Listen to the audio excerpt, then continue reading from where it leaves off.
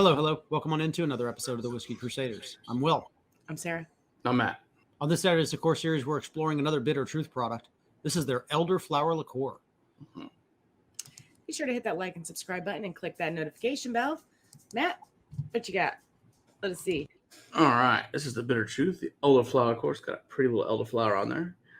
I like my pretty bottles and pretty labels. It is 22% made in Germany. Of course, it combines the characters of a spice aperitif with wine and natural floral liqueur. It's called chilled on ice, aperitif with wine or champagne. Some fun cocktails are the Garden and Tonic, Come Fly With Me, the Elderflower and Champagne, Elderflower Margarita, and the Miss Lynd Cocktail. So let's see what we think of this beautiful Elderflower liqueur from the Bitter Truth. It smells like hand soap. It does. It's very bitter. Okay, it reminds me of, like the fruit punch you get at like Walmart in the carton. Like that reminds me of that fruit punch. Okay. It's the fruit punch and that leche liqueur we've had combined. Yeah. Elderflower and like grape and fruit punch. That is wild.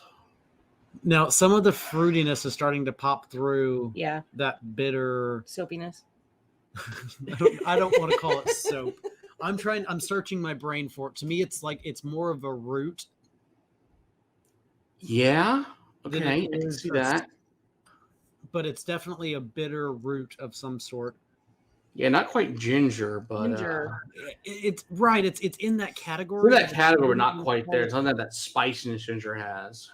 Yeah, it's somewhere between there and licorice, It's right? like Well, yeah, I mean, it's real elderflower. I mean, that's what elderflower, natural elderflower, is what it smells like. Interesting. Yeah, it's not that sugary stuff you usually get from a lot of other ones. It smells really. I mean, Saint Germain elderflower is not this. I mean, it doesn't smell horrible. It smells fresh and clean. It does. Yeah, I agree completely. Yeah, that's what these guys are known for. A little bit of a Crest toothpaste mint on it. Interesting. Okay. And I'm specific to Crest. Okay, I can see that. The original mint. Yeah. What my grandmother used to use. I like that one. It's tasty. I'm finding a fruit. It's a citrus fruit, but It's a very like unique nose. Yeah, I don't know. Well, let's see what tastes good. Oh, That's very nice. okay. Oh, It's got a very juice feel to it. It is. It's juicy gum. mm-hmm. Kind of feel to it. Yeah, so that elderflower flower. I mean, a little grape fruit punch, got a little wine to it, like a combination of like a Riesling and Moscato, kind of somewhere in that vein. It really does have It a has a very dry white, almost sweet, but definitely dry white feel to it.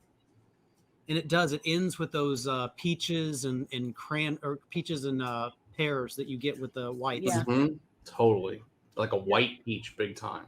Yeah. Yet another White bitter peach, truth that I enjoy. White grape. It's good. It's really good. I really like it.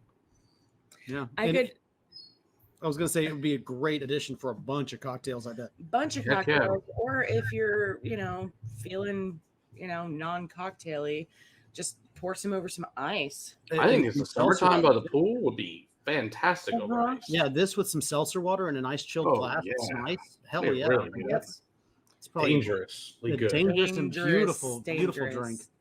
Yes. Yeah. I like it. All right. Yet another bitter truth I enjoy. Not surprised that I like it. Not too shabby at all. Mm-mm. They've called my number every time. All right.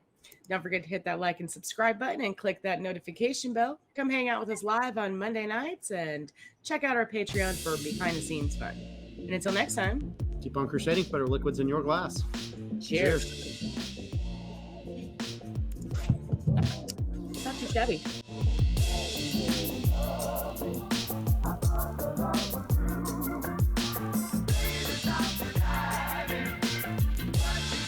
I like it. No, I like it. That was good.